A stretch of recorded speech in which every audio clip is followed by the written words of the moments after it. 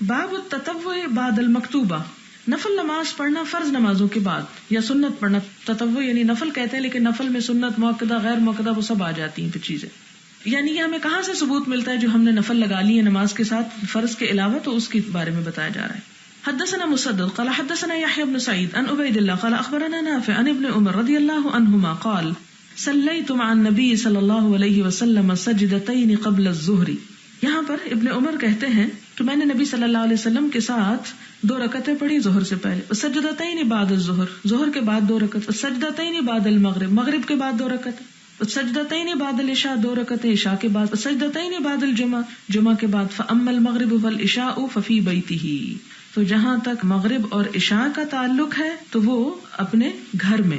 وحدثتنی اختی حفصۃ، اور میری بہن حضرت حفصہ کہتی ہیں، ان النبی صلی اللہ علیہ وسلم، کہ نبی صلی اللہ علیہ وسلم کان یصلی سجدتین خفیفتین، کہ 2 ہلکی رکعتیں نماز پڑھا کرتے تھے، بعد ما یطلع الفجر، اس کے بعد کہ فجر طلوع ہو جاتی یعنی صبح کی نماز سے پہلے. وکانت ساعۃ، اور ایک گھڑی ایسی ہوتی تھی، لا ادخل علی النبی صلی اللہ علیہ وسلم فیہا، کہ جس میں نبی صلی اللہ علیہ وسلم کے پاس میں نہیں جاتا تھا. کیوں نہیں جاتے تھے؟ آپ نے قرآن پاک میں سورۃ النور میں وہ آیت پڑھی ہے نا، کہ جس میں من قبل صلاۃ الفجر وحین تدعون ثیابکم من الظہیرۃ ومن بعد صلاۃ العشاء، فجر سے پہلے، صلاۃ ظہر کے بعد، اور رات کے وقت، یعنی دوسرے لوگوں کو بغیر اجازت کسی کے گھر میں داخل ہونے کی اجازت نہیں، اور ویسے بھی ایک پرائیویسی کے اوقات ہے. بہرحال اس میں کیا بتایا گیا ہے کہ حضرت عبداللہ بن عمر کہتے ہیں کہ وہ ایسا وقت تھا کہ جس میں آپ کے گھر نہیں جا سکتا تھا، اس لیے میں نے آپ کو خود نہیں دیکھا، لیکن میری بہن نے مجھے بتایا کہ آپ صلی اللہ علیہ وسلم مسجد آنے سے پہلے یہ 2 رکعتیں گھر پہ پڑھا کرتے تھے. تابعہ کثیر بن فرقد و ایوب النافع وقال ابن ابی الزناد عن موسى بن عقبہ النافع بعد العشاء فی اہلہ، عشاء کے بعد بھی اپنے گھر میں سنتیں پڑھتے تھے. باب من لم یتطوع بعد المکتوبۃ، فرض کے بعد سنت نہ پڑھنا، فرض کے بعد سنت نہ پڑھنا. حدثنا علی بن عبد اللہ قال حدثنا سفیان عن عمرو قال سمعت ابا الشعثاء جابرا قال سمعت ابن عباس رضی اللہ عنہما قال صلیت مع رسول اللہ صلی اللہ علیہ وسلم 8 جمیعا و7 جمیعا.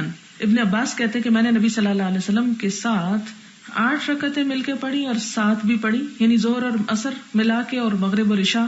قلت یا ابا الشعثاء اظنہ اخر الظہر وعجل العصر.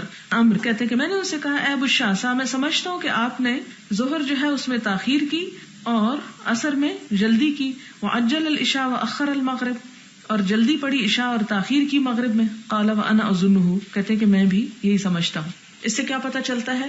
بہت اہم بات پتہ چلتی کہ جب نماز ملا کر پڑھی جاتی ہے یا مسافر کی نماز ہوتی ہے تو اس دوران کیا نہیں ہوتا؟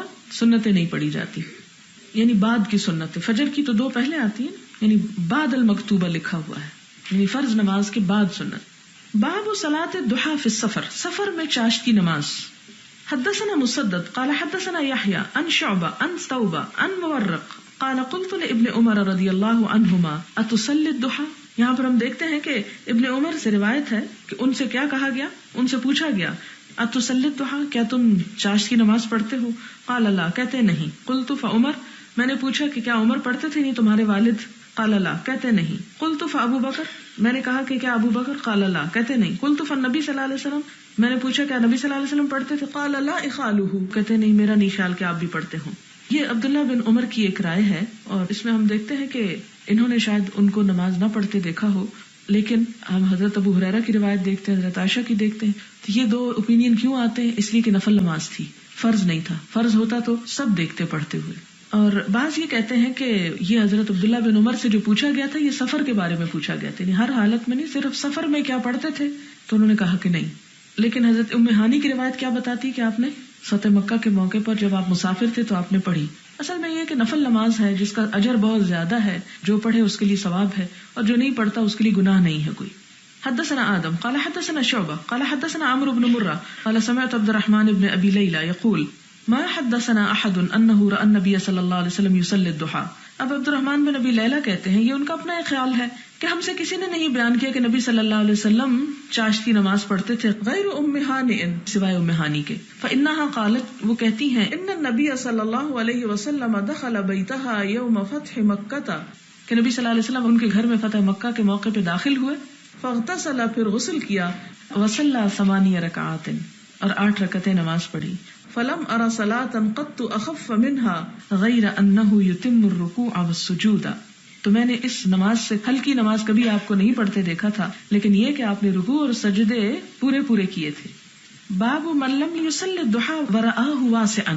باب جو چاشت کی نماز نہ پڑھے اور اس کو ضروری نہ سمجھے. رآہ دیکھے اس کو، سمجھے اس کو، واسعا وسعت والا، یعنی اس میں گنجائش ہے کہ پڑھے تو ٹھیک ہے، نہ پڑھے تو بھی ٹھیک ہے.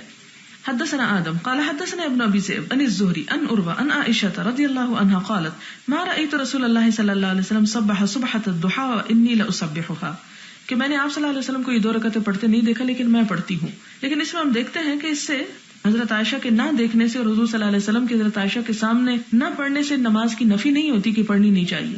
ہم دیکھتے ہیں کہ حضرت انس، کون سی روایت ہے حضرت انس والی، جب ان کے گھر جا کے پڑھی آپ نے. پھر اسی طرح ابو ہریرہ، ابو ذر، ابو اسامہ، ابن ابی اوفا، ابو سعید، زید بن ارقم، ابن عباس، جابر اور دیگر بہت سے صحابہ، اطمان بن مالک، یہ سب اس نماز کے پڑھنے کی تائید کرتے ہیں.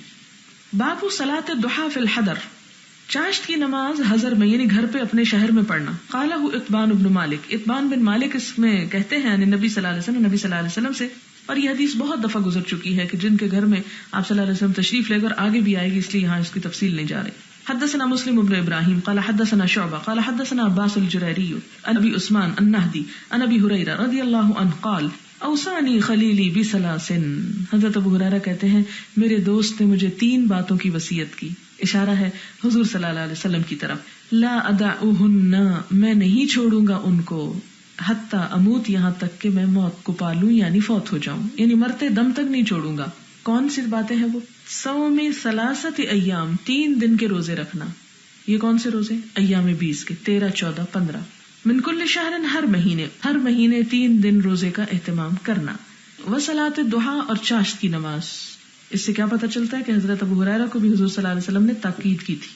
ونوم علی وتر، اور وتر پڑھ کے سونا، یعنی اگر صبح اٹھنے کا ارادہ نہیں تو پھر وتر پڑھ کے سویا جائے. جو کہ حضرت ابو ہریرہ شاید نہ اٹھتے تو اس لیے آپ نے ان کو کیا تلقین کی کہ اس کو قضا نہ کرنا. مراد یہ کہ قضا نہیں کیے جا سکتے، پھر آپ پہلے ہی پڑھ لیں. تو اس سے کیا پتہ چلتا ہے کہ چاشت کی نماز میں مختلف آراء پائی جاتی. بعض کہتے ہیں مستحب ہے، بعض کہتے ہیں کسی سبب سے پڑھ سکتے ہیں جیسے حضور نے فتح مکہ پہ پڑھے، اور بعض کہتے ہیں کہ مستحب نہیں ہے. چوتھی رائے یہ ہے کہ کبھی پڑھ سکتے ہیں کبھی نہ پڑھیں. پانچویں یہ کہ ہمیشہ پڑھے لیکن گھر میں پڑھے. پھر اسی طرح ایک رائے یہ بھی ہے کہ پڑھنا ہی نہیں چاہیے. تو اس میں یہ ہے کہ اتنی ساری روایات ہمیں بتاتی ہیں کہ پڑھ لینا چاہیے، اگر کبھی چھٹ جائے تو اس میں ملول نہ ہو. حدثنا علی بن الجعد قال اخبرنا شعبہ عن انس بن سیرین قال سمعت انس بن مالک الانصاری قال قال رجل من الانصار وكان ضخما للنبي صلی اللہ علیہ وسلم. ایک موٹے آدمی نے جو انصار میں سے تھا آپ صلی اللہ علیہ وسلم سے کہا انی لا استطيع الصلاة معك، کہ میں آپ کے ساتھ نماز نہیں پڑھ سکتا. فصنع للنبي صلی اللہ علیہ وسلم طعاما، تو اس نے ایک دن آپ صلی اللہ علیہ وسلم کے لیے کھانا پکایا. فدعاه الى بیتی، اپنے گھر پہ دعوت دی.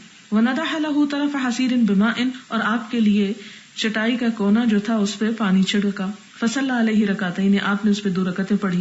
وقال فلان ابن فلان ابن الجارود لانس، اور کہا فلان بن فلان ہے، اور یہ ہے عبد الحمید بن منذر بن جارود. انہوں نے حضرت انس سے پوچھا اکان نبی صلی اللہ علیہ وسلم یصلی الضحیٰ، کیا حضور صلی اللہ علیہ وسلم چاشت کی نماز پڑھتے تھے؟ قال انس ما رأیتہ صلی غیر ذلک اليوم.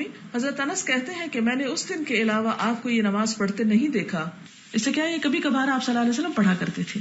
مراد اس سے کیا ہے کہ ایک شخص جو تھا وہ اتنا موٹا تھا کہ مسجد آ نہیں سکتا تھا، بیماری ہوتی ہے بھی، اور جب وہ نہیں آ سکتا تھا تو اس نے کہا کہ آپ میرے گھر میں آپ تشریف لائیں اور میرے گھر کو کوئی برکت عطا کرے. تو آپ صلی اللہ علیہ وسلم تشریف لے گئے اور آپ نے وہاں پر کھانا بھی کھایا اور چاشت کی نماز بھی پڑھی.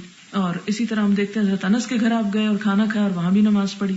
پھر ایک اطبان بن مالک کے گھر گئے اور وہاں بھی آپ نے پڑھی. تو اس سے کیا پتہ چلتا ہے کہ وقتاً فوقتاً آپ نے چاشت کی نماز پڑھی ہے. باب الرکعتین قبل الظہر، ظہر سے پہلے 2 رکعتیں پڑھنا. یہ حدیث بھی گزر چکی. حدثنا سلیمان بن حرب قال حدثنا حماد بن زید عن ایوب عن نافع عن ابن عمر رضی اللہ عنہما قال حفظت من النبی صلی اللہ علیہ وسلم 10 رکعات، رکعتین قبل الظہر ورکعتین بعدها ورکعتین بعد المغرب فی بیتی ورکعتین بعد العشاء فی بیتی ورکعتین قبل صلاة الصبح وكان ساعة لا يدخل على النبي صلى الله عليه وسلم فيها. حدثتني حفصة أنه كان إذا أذن المؤذن وطلع الفجر صلى ركعتين. حدثنا مسدد قال حدثنا يحيى عن شعبة عن إبراهيم ابن محمد ابن المنتشر، یہ نام ہے منتشر، عن أبيه عن عائشة رضي الله عنها أن النبي صلى الله عليه وسلم كان لا يدع 4. کہتے ہیں کہ حضور صلی اللہ علیہ وسلم 4 رکعتیں نہیں چھوڑتے تھے، قبل الظہر 4 رکعتیں ظہر سے پہلے، ورکعتین قبل الغداء اور 2 رکعتیں صبح سے پہلے. تابع ابن ابی عدی وعمر بن شعبہ. اس سے کیا پتہ چلتا ہے کہ 2 کی بجائے 4 بھی آپ پڑھتے تھے ظہر سے پہلے. باب الصلاۃ قبل المغرب، مغرب سے پہلے نماز. حدثنا ابو معمر حدثنا عبد الوارث عن الحسین عن ابن بریدہ قال حدثني عبد الله المزنی عن النبي صلی اللہ علیہ وسلم قال صلوا قبل صلاۃ المغرب. آپ صلی اللہ علیہ وسلم نے کیا فرمایا؟ مغرب کی نماز سے پہلے نماز پڑھا کرو. قال فی الثالثۃ لمن شاء، اور تیسری مرتبہ جب آپ نے فرمایا تو آپ نے کیا فرمایا؟ جو چاہے. کراہیۃ ان یتخذ الناس سنتا، اس ڈر سے کہ لوگ اس کو سنت موقدہ بنا لیں گے، اس لیے آپ نے تاکید بہت کی، لیکن تیسری مرتبہ کیا فرمایا؟ جو چاہے پڑھے، یعنی ہر کوئی لازمی نہ پڑھے، لیکن جو سنت موقدہ ہیں ان کی تاکید زیادہ ملتی ہے.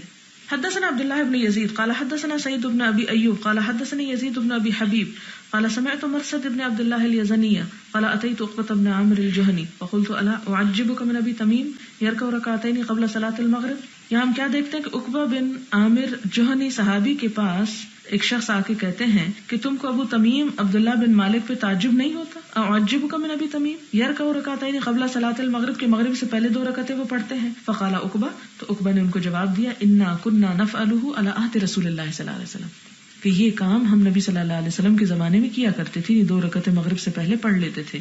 فقلت فما یمنعک الآن، تو میں نے پوچھا اچھا پھر اب کیوں نہیں پڑھتے، کیا چیز روکتی ہے تجھ کو؟ قال الشغل، کہتے ہیں کام کرتا ہوں، یعنی اب میں مشغول ہو گیا ہوں اس لیے یہ 2 رکعتیں اب نہیں پڑھتا، لیکن حضور صلی اللہ علیہ وسلم کے زمانے میں ہم اس کو پڑھا کرتے تھے. اور اب بھی آپ دیکھیں کہ اگر آپ حج یا عمرے کے لیے جائیں تو آپ دیکھیں گے کہ مغرب کی اذان کے فوراً بعد تقریباً تمام لوگ کھڑے ہو کے 2 رکعتیں پڑھ لیتے ہیں امام کے شروع کرنے سے پہلے، لیکن ہمارے ہاں پاکستان میں اس کا رواج نہیں.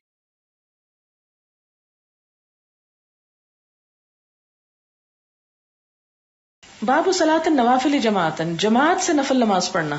اس میں بہت لوگ اعتراض کرتے ہیں صلاۃ التسبیح جماعت سے کیوں پڑھتے ہیں آپ؟ ذکرہ انس و عائشہ رضی اللہ عنہما عن النبی صلی اللہ علیہ وسلم، تو یہ بات حضرت انس اور حضرت عائشہ نے حضور صلی اللہ علیہ وسلم سے نقل کی ہے، یعنی اس کا ثبوت ملتا ہے. اب اس کے لیے وہ حدیث لائیں گے جو پہلے بھی آپ پڑھ چکے ہیں. حدثنا اسحاق اخبرنا یعقوب بن ابراہیم حدثنا ابی عن ابن شہاب قال اخبرنی محمود بن ربیع الانصاری انہ اقل رسول اللہ صلی اللہ علیہ وسلم، یعنی اقلا کا یہاں مطلب کیا ہے کہ انہوں نے حضور صلی اللہ علیہ وسلم کو دیکھا ہوا ہے، ان کو یاد ہے، انہیں سمجھ ہے.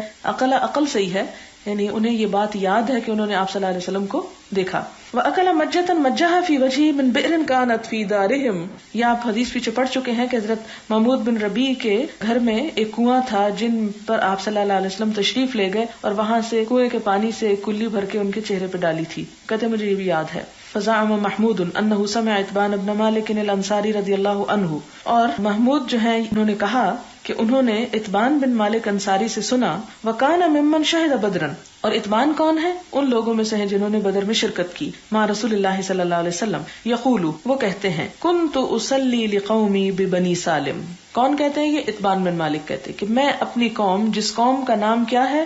بنو سالم، ان کو کیا کرتا تھا؟ نماز پڑھاتا تھا. وکان یحول بینی وبینہم وادن، اور میرے اور ان کے درمیان ایک وادی حائل ہو جاتی تھی. اذا جاءت الامطار، جب بارشیں برسنے لگتی. فیشق علی اجتیازہ، تو اس نالے کو پار کرنا، اجتیاز یعنی جواز، عبور کرنا میرے لیے بڑا مشکل ہو جاتا تھا. قبل مسجدہم، ان کی مسجد تک پہنچنے کے لیے، یا ان کی مسجد کے سامنے جو نالا تھا مراد یہ. فجئت رسول اللہ صلی اللہ علیہ وسلم، تو میں حضور صلی اللہ علیہ وسلم کے پاس ہے. فقلت له انی انکرت بصری، میری نگاہ کمزور ہو گئی ہے. وان الوادی الذی بینی وبین قومی یسیل اذا جاءت الامطار، جب بارشیں ہوتی تو میرے اور ان کے درمیان جو نالا ہے بہ پڑتا. فیشق علی اجتیازہ، تو مجھ پہ اس کو عبور کرنا بڑا مشکل ہو جاتا ہے. فوددت انک تأتی، میں چاہتا ہوں کہ آپ تشریف لائیں. فتصلی من بیتی مکانا اتخذہ مصلی، پھر آپ میرے گھر میں نماز پڑھیں جس جگہ کو میں نماز گاہ بنا لوں، یعنی ایک طرح سے مسجد چھوٹی سی اپنے گھر میں ہی بنا لوں. فقال رسول اللہ صلی اللہ علیہ وسلم سأفعل، آپ نے وعدہ فرمایا اور فرمایا میں کروں گا. فغدا علیہ رسول اللہ صلی اللہ علیہ وسلم، تو اتمان کہتے ہیں کہ میرے پاس صبح صبح تشریف لائے آپ صلی اللہ علیہ وسلم و ابو بکر رضی اللہ عنہ. بعد مشتد النہار، اس کے بعد کے دن شدید ہو گیا. دوسری روایت میں امتدہ کا لفظ آتا ہے. فاستأذن رسول اللہ صلی اللہ علیہ وسلم، آپ نے آنے کی اجازت مانگی. فأذنت له، میں نے آپ کو اجازت دی. فلم یجلس حتی قال، آپ نہیں بیٹھے تھے کہ آپ نے فرمایا این تحب ان نصلی من بیتک، تم کس جگہ اپنے گھر میں چاہتے ہو کہ میں نماز پڑھوں؟ فاشرت له الى المكان الذي احب ان يصلي فيه، فقام رسول اللہ صلی اللہ علیہ وسلم فکبر وصففنا وراءه فصلى ركعتين ثم سلم وسلمنا حين سلم فحبسته على خزير جسنه له. تو میں نے آپ کو روک لیا، حبس کر لیا یعنی روک لیا ایک کھانے پر جو آپ ہی کے لیے بنایا گیا تھا. کہا جاتا ہے خزیر کو حلیم بھی بولتے ہیں. فسمع اہل الدار ان رسول اللہ صلی اللہ علیہ وسلم فی بیتی، یعنی لوگوں نے میرے گھر میں آپ صلی اللہ علیہ وسلم کے آنے کے بارے میں سن لیا. فصاب رجال منہم، تو ان میں سے مرد آ گئے. حتی کثر الرجال فی البیت، یہاں تک کہ گھر میں بہت سے لوگ جمع ہو گئے. فقال رجل منہم، تو ایک شخص نے ان میں سے کہا ما فعل مالک لا اراہ، کیا بات ہے کہ میں مالک بن دخشن کو نہیں دیکھتا. فقال رجل منہم، تو دوسرے نے ان میں سے کہا ذاک منافق، وہ تو منافق ہے. لا یحب اللہ ورسولہ، اللہ رسول سے محبت نہیں کرتا، یعنی اگر کرتا ہوتا تو آج یہاں موجود ہوتا. فقال رسول اللہ صلی اللہ علیہ وسلم لا تقل ذلک، آپ نے فرمایا ایسا نہ کرو. کیوں؟ لوگوں کے اندر پہ فتوے مت دو، لوگوں کی ظاہر پہ بات کرو. اگر کسی عذر سے کوئی نہیں آ سکا تو تم اس کو منافق تو نہ کہو. اب دیکھیں کہ کیسی تھی آپ صلی اللہ علیہ وسلم کی تعلیم، اور ہم کیا کرنا شروع ہو گئے بالکل اس کے الٹ. اللہ تراہ قال لا الہ الا اللہ، کہ تم نہیں دیکھتے کہ وہ لا الہ الا اللہ پڑھتا ہے. یبتغی بذالک وجہ اللہ، اس سے وہ اللہ کی رضا چاہتا ہے. فقال اللہ ورسولہ اعلم، تو اس شخص نے پھر بھی کیا بڑے ریلیکٹنٹلی کہا اللہ اور اس کا رسول ہی بہتر جانتے ہیں، کیونکہ اس کے دل میں اس کے بارے میں کوئی بدگمانی بیٹھی ہوئی ہوگی. اما نحن فواللہ لا نرى ودہ ولا حدیثہ الا الی المنافقین، اور ہم تو دیکھتے ہیں کہ اس کی محبت اور اس کی بات چیت منافقوں کے ساتھ ہی ہوتی ہے، یعنی وہ تو انہی کے ساتھ گھلتا ملتا ہے، اور ہو سکتا ہے کہ وہ اصل مومن ہو اور منافقوں کو سمجھانے کے لیے جاتا ہو.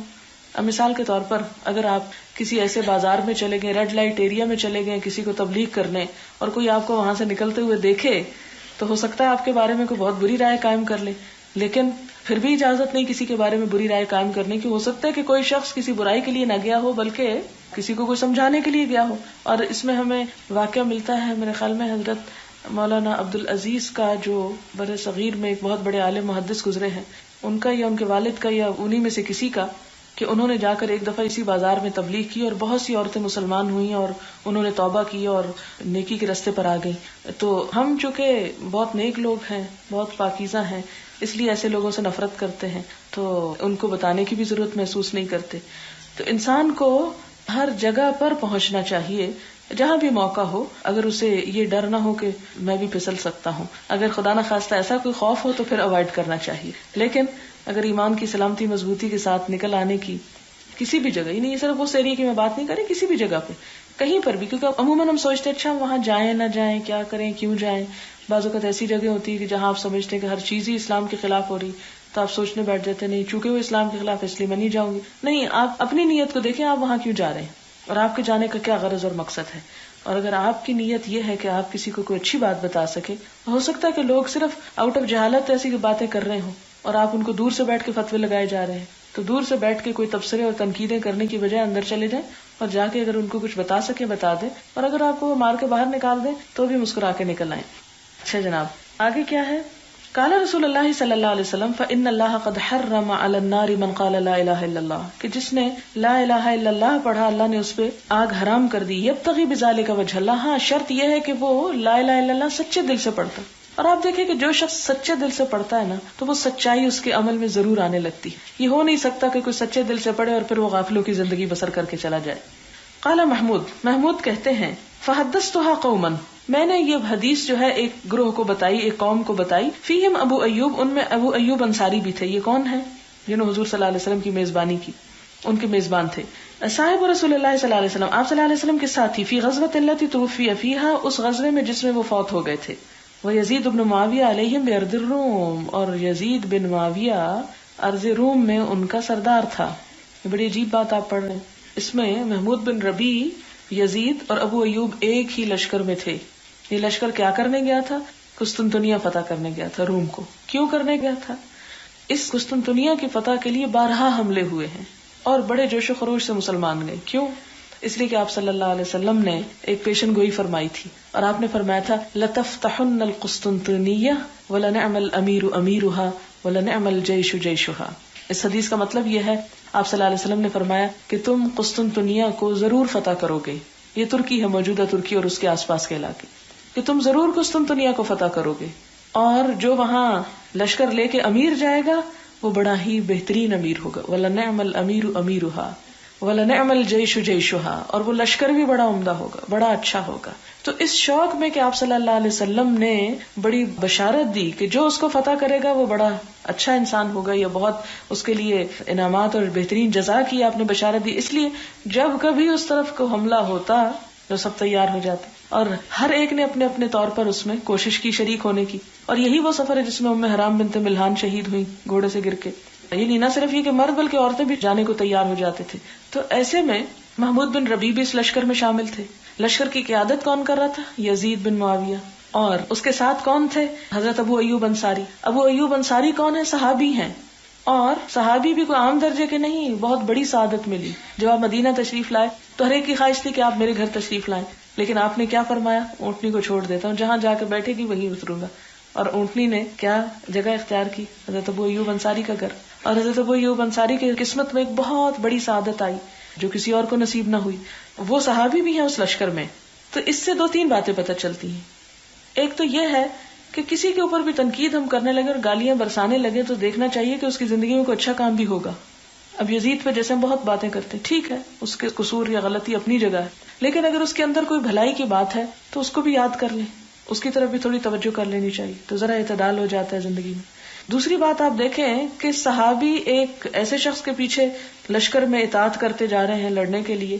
یزید کے لشکر میں صحابی شامل ہیں. کتنی وسعت تھی ان لوگوں میں. ہمارے اندر ہے ایسی وسعت کہ ایک شخص جس سے ہمارا اختلاف ہم اس کے ساتھ مل کے کام کر لیں؟ یہ ہم لوگ نہیں کر سکتے. کیوں؟ اس لیے کہ ہمارا مقصود اور ہماری منزل اللہ اور اس کا رسول تھوڑی ہے، اس کا دین تھوڑی ہے. ہم تو اپنی ذات کے لیے نکلتے ہیں. جب ہم اپنی ذات کے لیے کوئی کام کرتے ہیں تو پھر ایسی خرابیاں لازمی پیدا ہوں گی. اور جن لوگوں کو شہادت مطلوب ہے، جن لوگوں نے اللہ کی رضا کے لیے کچھ کرنا ہے، انہیں اس سے کوئی فرق نہیں پڑتا کہ کون ان کا پسند کا ہے اور کون ان کی ناپسند کا. یہی چیز تھی کہ مسلمانوں میں اتحاد رہا اور مسلمانوں نے بڑی بڑی فتوحات کی. اور آج ہم اپنے ہی گھر میں اختلاف ڈال کے بیٹھ جاتے ہیں، اپنے ہی بہن بھائیوں کے ساتھ نہیں چل سکتے، جس کے نتیجے میں کیا ہوتا ہے کہ دین کا نقصان ہوتا ہے. تو اگر اسلام کی روح کو اور اسلام کی وسعت کو سمجھے تو صحابہ کرام کی زندگی میں بڑی بہترین مثالیں ہیں. تو ابو ایوب انصاری جو ایک صحابی ہیں اور انہیں بھی یزید سے اختلاف ہو سکتا ہے، لیکن یزید جب ایک اچھے کام کے لیے نکلتا ہے تو وہ کیا کرتے ہیں؟ ساتھ جاتے ہیں. محمود بن ربیع ایک چھوٹے صحابی، وہ بھی ساتھ جاتے. اور اس کے علاوہ بے شمار لوگ ہیں جو ساتھ نکلتے ہیں، اور وہ قیادت کر رہا ہے لشکر کی. اب اس میں کیا ہوتا ہے؟ حضرت ابو ایوب انصاری جو ہے وہ راستے میں بیمار پڑ جاتے ہیں، تو یزید ان کی عیادت کے لیے آتا ہے، پوچھتا ہے آپ کی کیا خواہش ہے، آپ کوئی وصیت کریں. قائد لشکر ہے، لیکن حضرت ابو ایوب انصاری کا مقام اور مرتبہ پتا ہے اس کو. اس کے پاس آتا ہے اور کہتے ہیں کہ آپ بتائیں آپ کیا چاہتے ہیں. انہوں نے کہا کہ مجھے قسطنطنیہ کی دیوار کے قریب ترین لے جا کے دفن کرنا دشمنوں کی زمین میں. اور یزید نے حضرت ابو ایوب انصاری کی خواہش پوری کی، اور جتنا اندر تک لے جا سکتے تھے لے گئے اور وہاں لے جا کر ان کو دفن کیا. اور اب بھی ترکی میں ایک علاقہ ہے وہ پورا ایوب کہلاتا ہے، یعنی اس علاقے کا نام ہے، جیسے کسی علاقے کا نام مری ہو مثال کے طور پہ. تو اسی طرح ایک شہر کے مختلف حصے ہیں تو ایک حصہ ایوب کہلاتا ہے، اور وہاں ان کی مسجد بھی ہے اور وہ سب کچھ موجود ہے. تو یہ صحابہ کرام نے ہمارے لیے بڑی بڑی مثالیں پیش کی. محمود بن ربیع حدیث سنا رہے ہیں. اس سے کیا پتہ چلتا ہے کہ مسلمانوں کے جو جہاد کے لیے نکلنے والے لشکر جو تھے ان میں بھی فضول گپ بازی نہیں ہوتی تھی، بلکہ راستے میں بھی سیکھنے سکھانے کی باتیں ہوتی تھی. یعنی راستے میں بھی سیکھنے کا کام جاری رہتا تھا. لہٰذا محمود جو ہے وہ حدیث سناتے ہیں. حضرت ابو ایوب انصاری جو ہیں انہوں نے یہ حدیث نہیں سن رکھی حضور صلی اللہ علیہ وسلم سے، یا اس سے پہلے ان کو علم نہیں. اس سے کیا پتہ چلتا ہے کہ ضروری نہیں کہ ہر شخص کے پاس پورے کا پورا علم ہی ہو. مثلا مثال کے طور پر آپ میں سے اب اس وقت بہت سے مختلف گروپس، مختلف بیچز بیٹھے ہوئے ہیں. اب ہر سال جو کچھ سکھایا جاتا ہے وہ دوسرے سال سے کچھ نہ کچھ مختلف ہوتا ہے. اب اگر کہا جائے کہ فلاں شخص الہدا سے پڑھا ہوا اور اس کو یہ بھی نہیں پتا، وہ نہیں پتا ہو سکتا، اس لیے ہو سکتا ہے کہ وہ اس دن موجود نہ ہو، اس سال موجود نہ ہو جب وہ بات بتائی گئی ہو. اس لیے کہ علم کی کوئی حد نہیں ہے، آپ اس کی وسعتوں کو پا نہیں سکتے. آپ ادھر سے پکڑیں گے ادھر سے نکل جائے گا، ادھر سے پکڑیں گے وہ ایک سمندر ہے، آپ عبور نہیں کر سکتے جس کو. اور یہ اس لیے نہیں عبور کر سکتے تاکہ ساری زندگی انسان کچھ نہ کچھ کرتا چلا جائے اور کبھی اپنے آپ کو پرفیکٹ نہ سمجھے. اب آپ دیکھیں کہ حضرت ابو ایوب انصاری کا مقام اور مرتبہ اپنی جگہ، لیکن اس کے باوجود انہیں حضور صلی اللہ علیہ وسلم کا یہ عمل نہیں پہنچا. لہٰذا وہ محمود بن ربیع کی بات پہ شک کرتے ہیں. کہتے ہیں اچھا واقعی حضور نے فرمایا؟ وہ کہتے ہیں فحدثتها قوما، میں نے کچھ لوگوں کو حدیث سنائی، فیہم ابو ایوب، اس میں حضرت ابو ایوب بھی تھے، صاحب رسول اللہ صلی اللہ علیہ وسلم، جو نبی صلی اللہ علیہ وسلم کے ساتھی تھے، فی غزوۃ التی توفی فیہا، اس غزوے کے دوران میں نے ان کو یہ حدیث سنائی تھی جس میں وہ فوت ہو گئے تھے. اور یہ کون سا غزوہ تھا؟ قسطنطنیہ کی طرف جانے والا. وَيَزِيدُ بْنُ مُعَاوِيَةَ عَلَيْهِمْ بِأَرْضِ الروم، اور یزید بن معاویہ ان کے اوپر قائد تھا روم کی زمین پر، یعنی حدیث میں نے ارض روم پہ سنائی تھی. فَأَنْكَرَهَا عَلَيَّ ابو ایوب، ابو ایوب نے میرا انکار کیا، اس بات کو قبول نہ کیا مجھ سے. قال واللہ ما اظن رسول اللہ صلی اللہ علیہ وسلم قال ما قلت قط، کہتے میں نہیں سمجھتا کہ حضور صلی اللہ علیہ وسلم نے کوئی ایسی بات کبھی فرمائی ہو. کون کہہ رہے ہیں؟ ابو ایوب. کس سے کہہ رہے ہیں؟ محمود سے، جو انہیں حدیث سنا رہے ہیں. فکبر ذالک علیہ، کہتے ہیں یہ بات مجھ پہ بڑی گراں گزری، بہت بھاری ہوئی مجھ پہ کہ میں ایک حدیث سنا رہا ہوں اور ابو ایوب جیسے بڑے بزرگ صحابی جو میری بات نہیں سن رہے. فجعلت للہ علیہ، تو میں نے اللہ کے لیے منت مانی، ان سلمنی، اگر تو مجھے سلامت رکھے، حتی اقفلا، کہ میں لوٹوں، من غزوتی، اپنے اس غزوے سے، ان اسأل عنہا اتبان ابن مالک رضی اللہ عنہ، تو میں پھر پوچھوں گا اتبان بن مالک سے اس کے بارے میں. حالانکہ اس سے پہلے وہ سن چکے تھے اور سنا رہے تھے سن کے، لیکن چونکہ انہوں نے شک کا اظہار کیا لہٰذا یہ ان کو بڑی تکلیف ہوئی اور انہوں نے کہا کہ اللہ اگر مجھے سلامت رکھے تو میں انشاءاللہ جا کے دوبارہ سنوں گا یہ حدیث. ان وجدتہ حیا، اگر میں نے اس کو زندہ پایا، کیونکہ اتبان بھی بوڑھے ہو چکے تھے. فی مسجد قومہ، ان کی قوم کی مسجد میں. فقفلت، کہتے ہیں کہ میں پھر واپس ہوا. فأحللت بحجۃ او بعمرۃ، واپس آ کے میں نے حج یا عمرے کی نیت کی. ثم سرت، پھر میں چلتا رہا. حتی قدمت المدینہ، یہاں تک کہ میں مدینہ آ گیا. کون آ گئے؟ محمود بن ربیع. آپ کو پتا ہے نا کہ مدینہ اور مکہ سے ترکی کتنا دور ہے؟ بہت دور. بہت عرصہ لگا ہوگا ان کو واپس آتے. تو واپس آتے انہوں نے صرف ایسے ہی نہیں ارادہ کیا بلکہ عمرے اور حج کا ارادہ کر لیا کہ مدینہ جو جانا ہے تو یا مکہ جو جانا ہے تو بیکار کیوں جائیں، کسی کام سے جائیں. اور یہی صحابہ کرام کی زندگی تھی، ایک پرولولہ کے ادھر جہاد کو جا رہے ہیں، ادھر حج کو جا رہے ہیں، ادھر عمرہ کو جا رہے ہیں، ادھر علم کے لیے نکل رہے ہیں، گھوم رہے ہیں، پھر رہے ہیں، جم کے بیٹھے ہوئے نہیں تھے. کہتے ہیں کہ میں مدینہ پہنچا. فأتیت بنی سالم، وہاں آ کے میں بنی سالم میں پہنچا. اب یہ ہے علم کے لیے تحقیق، ریسرچ، اس کو کہتے ہیں ریسرچ. فإذا اتبان شیخ اعمی، اتبان جو تھے وہ بوڑھے ہو چکے تھے، اندھے ہو چکے تھے. یصلی لقومہ، ابھی بھی اپنی قوم کو نماز پڑھاتے. فلما سلم من الصلاۃ، جب انہوں نے نماز سے سلام پھیرا، سلمت علیہ، تو میں نے ان کو سلام کیا. واخبرتہ، اور میں نے ان کو بتایا، من انا، کہ میں کون ہوں. ثم سألتہ عن ذلک الحدیث، پھر میں نے ان سے اس حدیث کے بارے میں پھر پوچھا. فحدثنیہ کما حدثنیہ اول مرۃ، تو انہوں نے وہ حدیث مجھ کو اسی طرح سنائی جیسے پہلی مرتبہ سنائی. تو اس سے کیا پتہ چلتا ہے کہ آپ صلی اللہ علیہ وسلم کی باتوں کو صحابہ کرام بھی حدیث کا نام دیتے تھے. یہ حدیث امام بخاری نے نہیں بنا لی، یہ لفظ حدیث صحابہ کرام سے ہی شروع ہوا. اب دیکھیں کہ یہ کہتے ہیں سألتہ عن ذلک الحدیث فحدثنیہ، تو یہی چیز سنت بنی بعد کے لوگوں کے لیے. اور ائمہ نے کیا کہا؟ حدثنا فلان و اخبرنا فلان کما حدثنیہ اول مرہ، جیسے انہوں نے مجھے پہلی مرتبہ سنائی تھی دوبارہ سنائی، یعنی اس سے میری تسلی ہو گئی کہ میں نے غلط بات نہیں کی تھی.